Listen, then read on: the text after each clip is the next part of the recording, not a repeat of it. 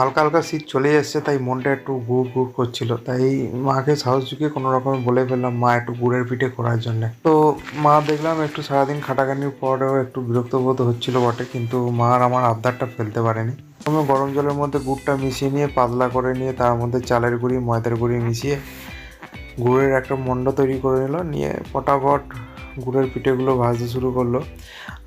এই গোটা শীত জুড়েই আমার বাড়িতে একটু গুড়ের ছড়াছড়িই চলবে। আর তাছাড়া আমি তো পারলে বোধহয় গুড়ের মধ্যে পরে হাবুডুবু খেয়েই নি। তো যাই হোক, মা শেষ পর্যন্ত অবশেষে গুড়ের পিঠেগুলো করেই ফেললো। খেতে কিন্তু যাও অসাধারণ হয়েছিল।